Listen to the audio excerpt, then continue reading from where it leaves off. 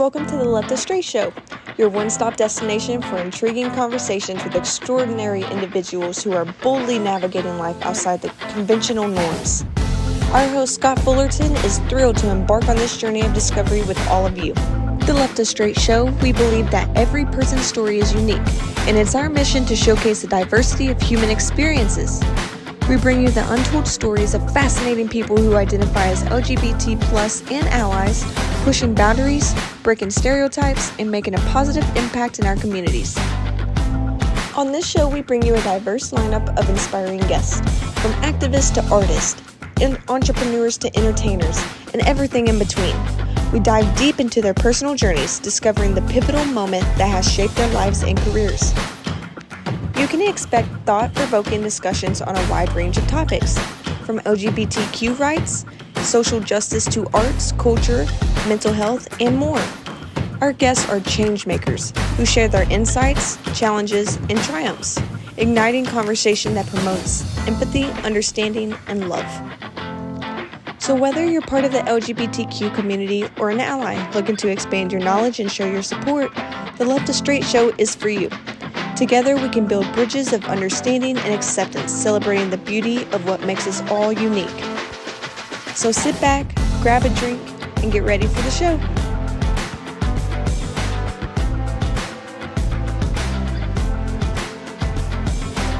Here we go. Well, hello, everyone. Welcome to another exciting episode here at the Left of Str8 Show. How are you doing today?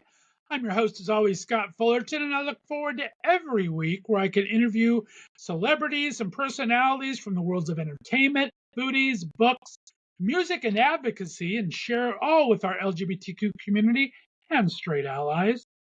Today, I'm excited to have back my friend and the incredibly talented Jason Caceres is here, joining us in studio. Jason is not only an accomplished actor, but is also a sought-after model, captivating audiences with his on-screen charisma and stunning looks. His new series, Boy Culture Generation X, just premiered this week, and it's freaking fantastic. Jason's had numerous roles in various TV shows and films, always seems to be working on 10 projects at once. He showcases versatility and dedication to his craft in everything from gripping dramas to lighthearted comedies. Have always left a lasting impression on viewers worldwide. He's currently part of the Indie Awards scene due to picking some great projects. His modeling has exploded in the past year with magazine spreads coming out weekly to modeling for art classes. I'm so excited to have him back on the show and talk about all this and more. So please welcome back to the Left of Str8 Show, the very handsome and talented Mr. Jason Caceres. Welcome back, Jason. Thanks for having me. That is quite an introduction. Well, Thank you. you are quite an accomplished person, my friend. I've been a fan for a long time. I mean, I think we first talked maybe 7 years ago or so, and we've kind of had pandemics happen and things like that, but it's been a while. I'm glad to have you back on the show. Thank you. Yeah, it's been several years. Before the world fell apart was probably the last Exactly. time.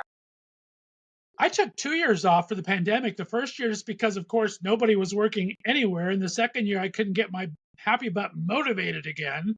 I mean, I don't know how you keep up with your busy schedule. It was tough to get going after taking that time off. And LA's shut down longer than most. Yeah, we were shut down, I think a little over 2 years, maybe, if I'm not mistaken. So it took, I mean, it was exhausting because there was some momentum career-wise before the pandemic, and then everything shut down. So it was like Right. it was almost as if I had just moved back to LA again and had to start everything up from scratch. So a I little remember, I exhausting. mean, you were cooking with gas on your career. I remember you just started working for one of the gyms there and doing all that, and everything was happening all at once, and then stop, full stop. Yeah, yeah. The only, I guess, if there is a pro to everything that happened, is that it happened to everyone at the same Exactly. time. So it's not like, the world just like punched me down and I was the only one that was stagnant for a while. It felt very communal in a way. And Right. then we all started back Exactly. at the same time. And I mean, you were back in the day, you were doing self tapes, and you still, like I said, you seem to be doing a self tape every other day. I've seen that as a plus and a minus in the community, in the industry. Let me know how you feel. You do a lot of independence, but I think casting directors got so used to these self tapes that like now they're getting 1,000 of them at a time. You don't even know if you're being looked at. Have you found a big difference in sending these out now? Um, yes and no. So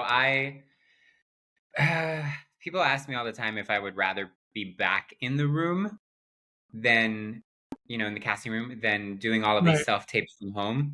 And there's benefits to both. When this is going to sound terrible, but when we were going into the casting room, I feel like there was more of an urgency to prepare because Okay. you want to impress the casting director. You want to do your best, your best job, put your best foot forward. You also only get maybe 5 to 10 minutes in the room with the casting director. So it had to be, you had to be memorized. You had to have your actions. You had to have everything down because they are seeing people back to back. Right. And another a benefit would be that you create a relationship with this casting director who, if you did a good job, but you weren't right for the part, they know you, so they'll bring you back for a different project. Right. Um, However, with self tapes, sometimes I get a little lazy because I'm at home.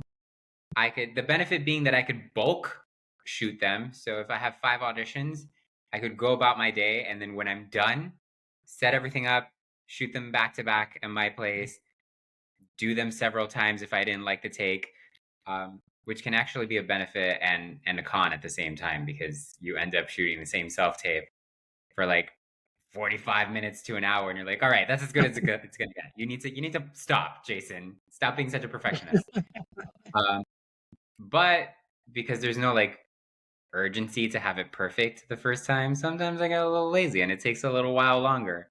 So I like the convenience of doing it at home, but I miss the sense of urgency in the human relationship.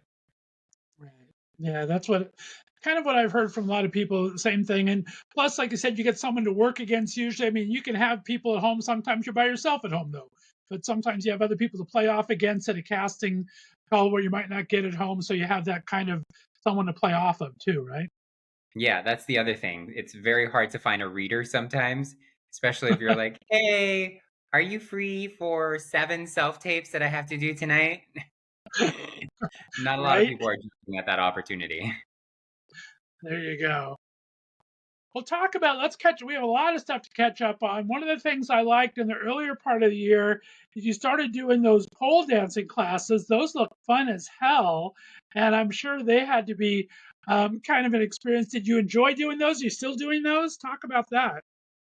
I loved it. I was doing it twice a week for I think almost 10 months straight, twice a week. Um, I'm not still doing those. I took a break about a month and a half ago because my schedule got really, really busy, so I couldn't make the classes anymore. But I loved it. It was a great workout. It's great for your abs, for your upper body. I mean, these women are athletes. I have a newfound respect for strippers. They are in so much shape. And they're doing it all night long too. I would only go to like a 45-minute, an hour class, and I'm exhausted afterwards. These women are doing it for hours. Granted, they're getting paid where I was paying to be part of the class, but it was a lot of fun, and it was a different way to work out. I consider myself a very active, athletic person. So sometimes going to the gym every day and lifting weights is boring. Hiking is, I'm sorry, people are going to hate me because this is California. Hiking gets boring after a while. There's only so many times you could do the same trail or discover a new trail in California. I've been here for 10 years. There's no more discovery. So it Right. was it was like a new little mix that I threw in. I love that. Yeah, I was the same way. California, I was never a hiker. I like to bike ride. That's kind of fun because you can cover more ground and see more different things. But you can only hit Runyon so many times, and it's like, okay, the view's beautiful, but I've seen it 12,000 times. So Yeah. And it's a little far from where I am, and parking at Runyon is always terrible. So right. kind of kind of over it. I mean, not saying I won't go again, But it's kind of like one of those things where it's like, I'll go with friends to socialize instead of as an active exercise day. Right. Well, you talk about the working out aspect of the dancing and everything there. I mean, you've always been fit. You always were into exercise. Like I said, you were a trainer. I remember when you first started training. Now this body is absolutely amazing. I mean, you are shredded, and that's why you're hitting all these magazines. Do you find it more of a job now, or is it still fun for you to do all this working out? Because it sounds like you're there twice a day a lot of times. It's a job. I hate working out. I know I can feel the eye rolls. I hate working out. Working out is a chore. But I like the results. So, you know, um, not to say that I don't find some activities fun, which is why I started doing the pole dancing because the gym just Right. feels like a chore. So every once in a while, I'll drop into like a berries class or like a yoga class. I'm like, oh, this is fun. But it becomes more of like a social activity because I'll do those things with friends. Whereas the gym, I Right. just go by myself because, you know, Well, the work is paid off, my friend. You look absolutely amazing, and you should be proud of every bit of it because it's hard work. I mean, they, you're doing good, my friend. How did all these magazines? I mean, they're so back to back to back. You're getting so many of them. Does just are you working with the same photographers or a lot of different photographers? I love that they kind of. I saw when you were Palm Springs, they had a whole group go through, and you got to do a whole bunch of people at once. Talk about working with these different photographers. What have you found that you really like about it, and what's been challenging with it? yeah. So the modeling came about because of the actors' strike. So I believe we are in day. I think I saw a post this morning. 100 days of striking now. So the Right. acting jobs started slowing down a little bit. Um, so I was just brainstorming how can I pay my rent, you know? And it started off with just a friend, one friend, Jared Ross, who's an amazing photographer, a great friend. And we shot just for fun because we were both out of work. So uh, it started off kind of like hanging out, and then he was like showing me he bought new lighting equipment. We tested it out. We're like, all right, let's just shoot.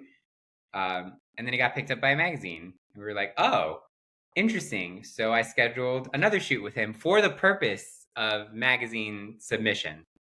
Um, then one thing led to another, and other photographers started reaching out. We're like, I would like to shoot with you too. I'm have a connection with this magazine. They're looking for new photos. Can we shoot together? Uh, so it kind of snowballed. And luckily, I had so much time that there was a period of time during this strike where I think I did a photo shoot a day for 2 weeks straight, Wow. sometimes with different photographers, sometimes with the same photographer, because what else was I going to do? There was no work. Plus, it was kind of fun. Um, and then I landed this Palm Springs job, which was uh, part of the Palm Springs Photo Festival that they hold every year in the summer.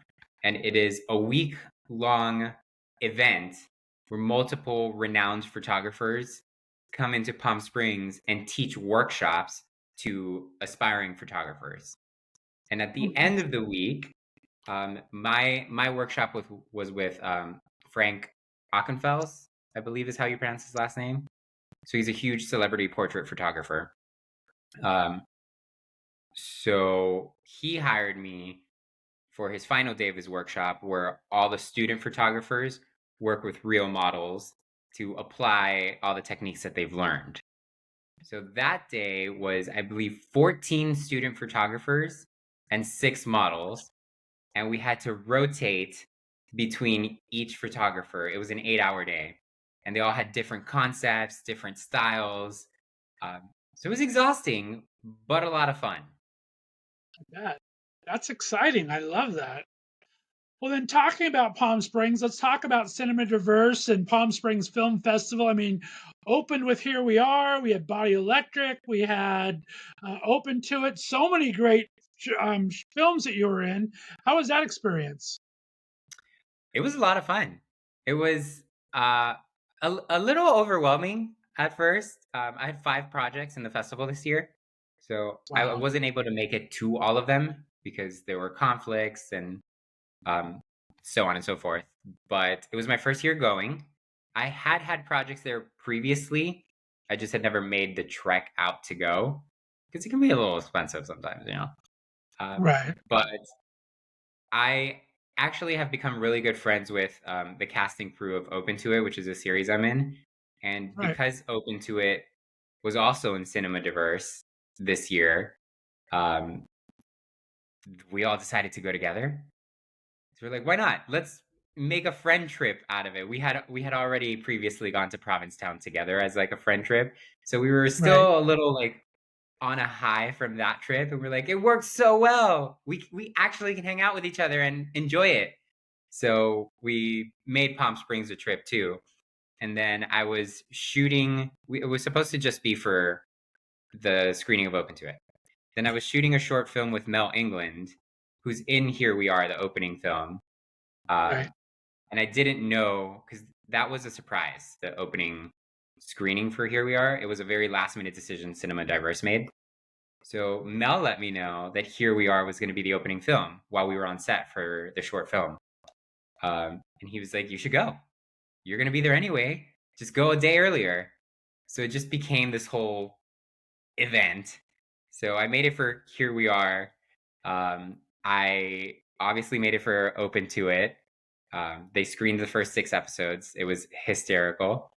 It's a very fun, campy gay comedy. It's a little salacious, I will say.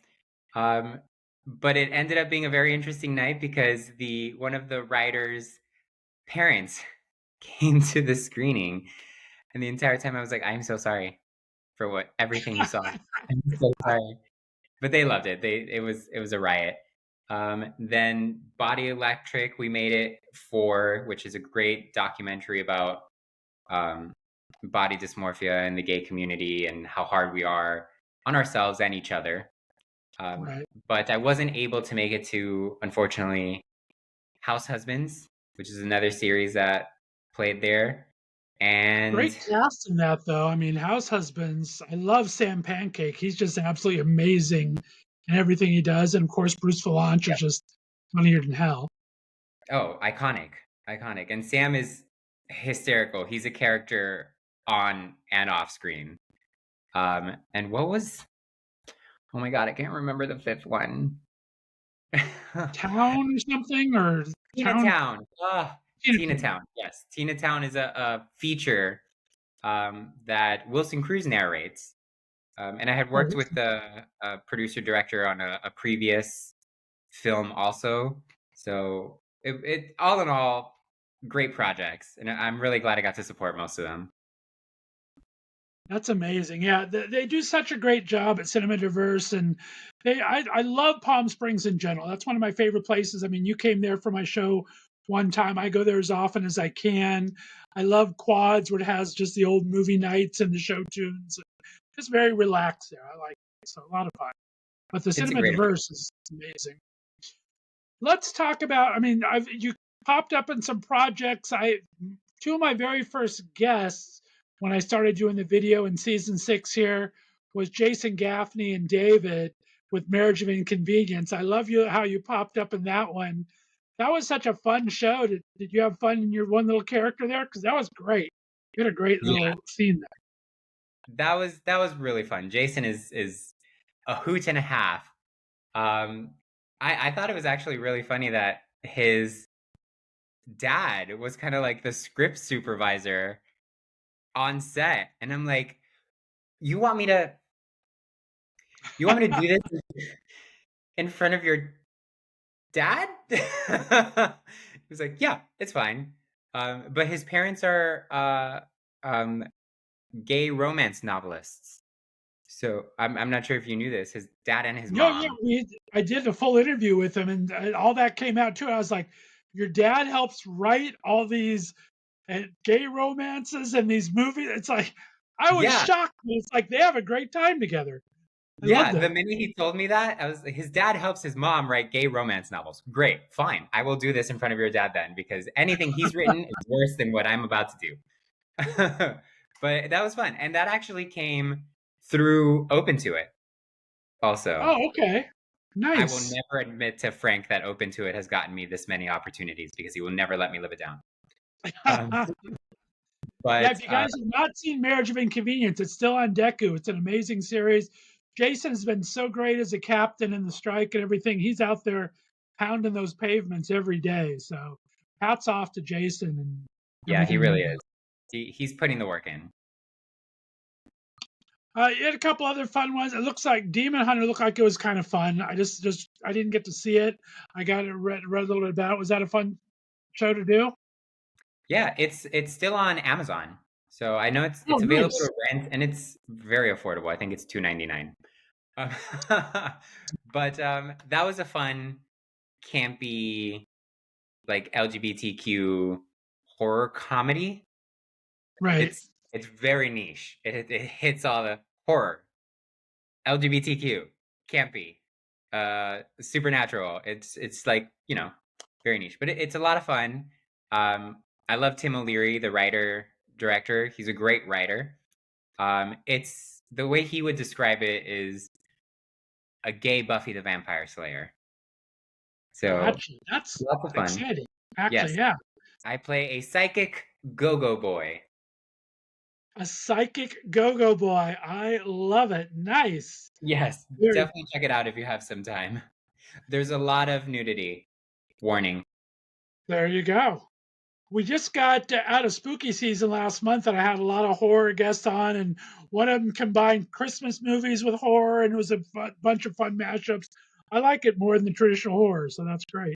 I Yeah, love there's a whole like gay horror comedy niche big that time. is spectacular.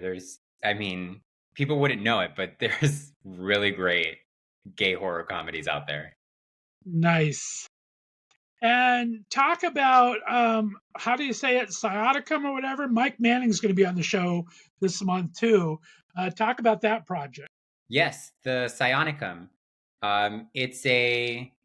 It's a pilot, so we just shot the first episode by Robert Moon.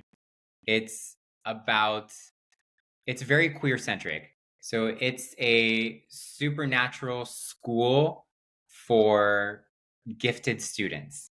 So you've got pyrokinesis. I wanted to say pyrotechnics.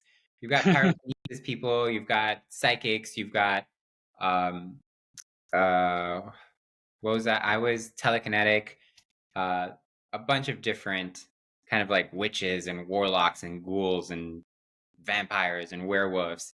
So it's very, I want to say like a gay Sabrina the Teenage Witch, Oh, nice. Okay.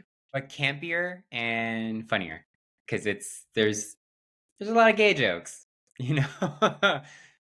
Those are fun. I like that. That's awesome. We'll have to look It's forward to great. that. I saw that you and Mike were both on those. I'm going to talk to him about it again too next month. A couple weeks, I think I talked to Mike. So. Yeah, he's great. He's the lead character, as he should be. He's a star, you know. But it was really fun working with him. Very cool. I love that. Well, let's talk about boy culture Generation X. I mean, those of us of a certain age remember 2006 when the original came up. Of course, Daryl Stevens, I've been a huge fan of forever. And Derek, how do you say Derek's last name? Is it Magyar or Mag? Magyar, I think. Yeah, Magyar. Yeah. Yeah. Um, the original movie was amazing. Talk about what the original was for people that haven't seen it yet, and your twist on it now with the next generation, with Generation X. Yeah. So the original movie came out in 2006. Was about Derek's character, X, and his life as a gay hustler. Because back then we would use the word hustler instead of like sex worker.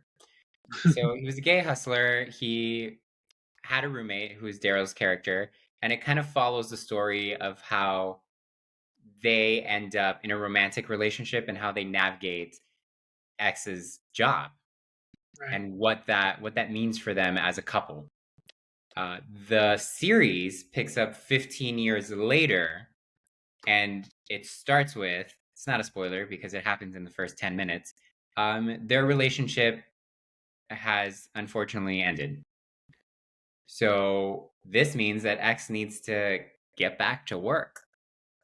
However, it's been 15 years. So there's no you know, classifieds, like finding your clients like in a dark room or in an alley or tapping under the bathroom stall, which still happens. I'm not saying it doesn't, but there are a lot easier ways, or it's more streamlined now in the modern age of technology, to find clients. It's Sure. also a little different because back then you could make more money with less clients, which is something that X brings up during this series. Hmm. My character, Chase, kind of takes X under his wing to show him how we operate as sex workers now. One of the things is you need more clients now because it does not pay as well. Where the original movie was a little bit more of a slow burn, a drama. Um, the series is a little bit more lighthearted. It's a little funnier. My Mhm. character, at least, provides a lot of comedic relief. But he kind of acts as X's mentor in the modern age. So of course we bring up a version of OnlyFans because we cannot, it's copyrighted. Sure. Uh, Rent Boys, Grinder. It's all basically showing how this career has changed over the Right. years. It's a lot of fun. It's definitely different than the movie. I'm looking forward to, like I said, the movie was, like I said, was very dramatic in a lot of parts to it, but it was a whole different time. We're talking 2006. There wasn't all the X tubes and the everything else where you couldn't go find gay porn readily, right? So yeah, you were getting this. You were able to charge more for it. I mean, those were the days when you saw at Santa Monica Boulevard and Hollywood going down. You'd cruise up and down the streets there and everything. And now it's available anywhere, right? You can find it, have them on your doorstep in 10 minutes. It's almost like Uber, Yeah, Uber and Uber Eats combined. exactly. You could DoorDash a hookup, basically. Exactly, right? And how is it to play? I mean, with such, like I said, these guys are established in their roles. How did they welcome you under their wings and everything? And how fun was it to play with both Derek and Daryl? Oh, it was a great time. They did not make me feel out of place or awkward at all, which I mean, they very easily could have. They're both very well known established actors. I mean, Daryl specifically has a huge fan base from Noah's Ark and everything he's done. So I was a little, I wouldn't say intimidated, but concerned that I wouldn't live up to their standards because Mm, they're basically mammoths when it comes, not physically, but when it comes to like their, careers. They never made me feel like that. They were incredibly welcoming, incredibly supportive. Um, if anything, they almost kind of like blew up my ego a little bit every time on set. Like, you're so funny, you're so good, blah, blah, blah, whatever. I remember Darrow at one point was like, this show is basically yours. And I'm like, no, don't say that. Knock on wood. So much pressure. I'm gonna self combust. But they were amazing, and we still talk. I just ran into Daryl last week at an event for GLSEN, which is the Gay and Lesbian Straight Education Network. right. Um, so we're still friends. We still chat every once in a while.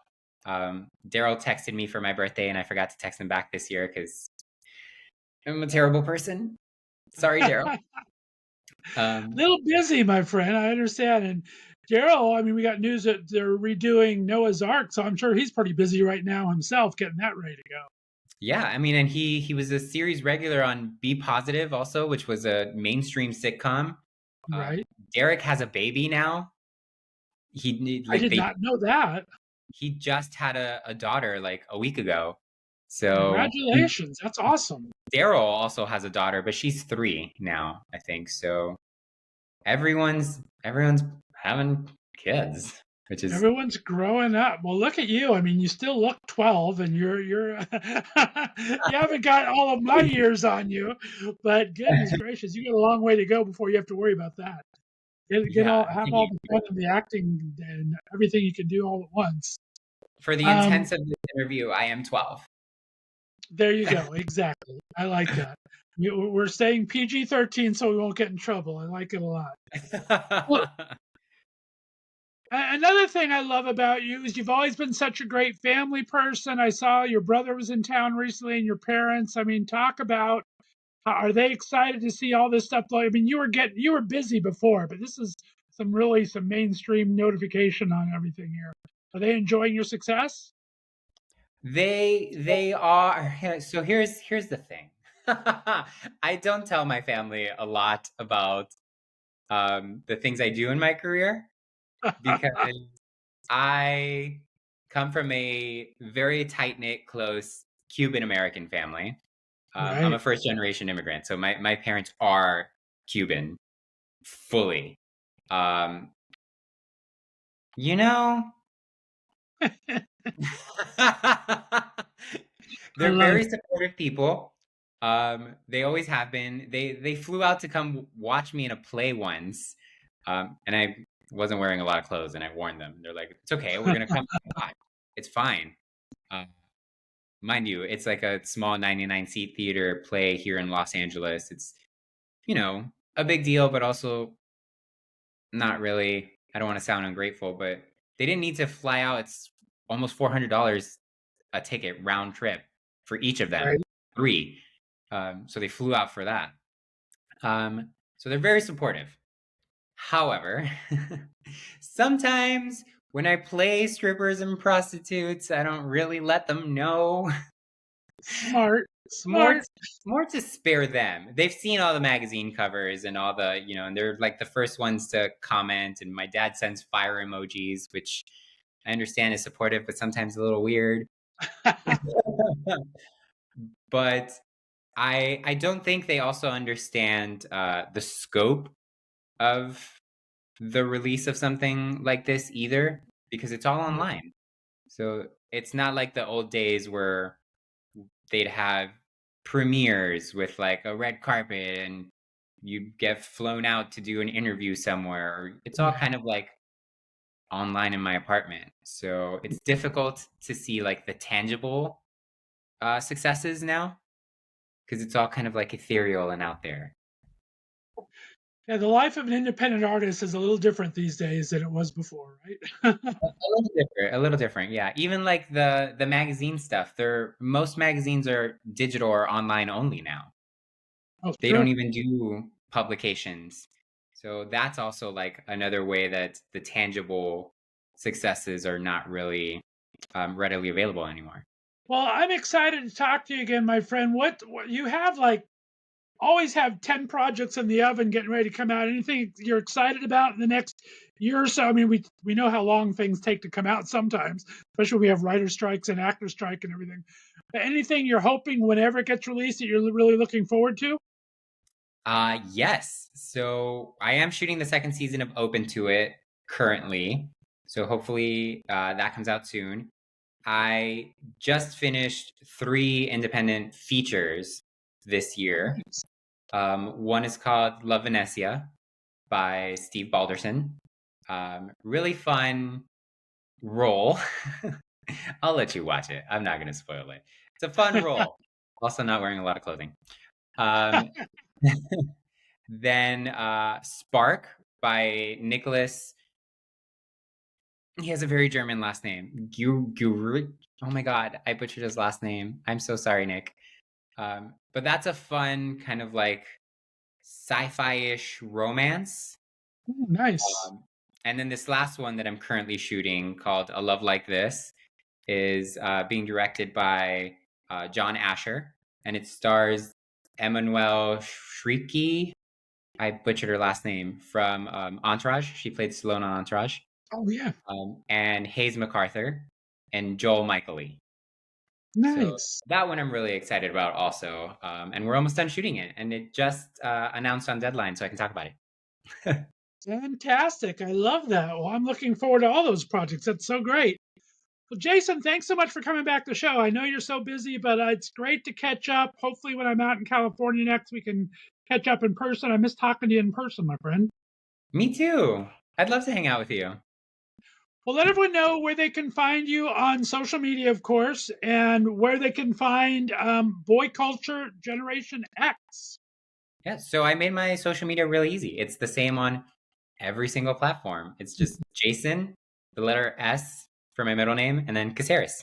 So that's on Twitter, Instagram, Facebook, Snapchat, TikTok, Threads, which I'm now on for some reason. I saw that. I don't know why I am either, but yeah, I am too. It's just, there's a new social media. Okay, hop on, I guess. I re-platformed the same photo, so it's on all.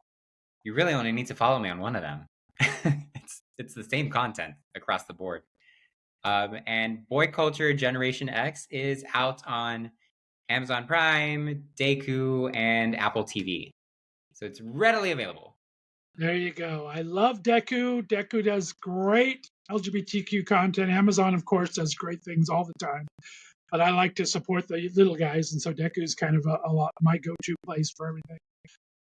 Jason Caceres, thank you so much. I tease you. I'm trying to get you even more work. I teased the picture the other day of you and my buddy Alex Ringler as Big Bro, Little Bro. So it got the attention of a couple of my director friends, though. So you may be getting some calls soon. We'll see.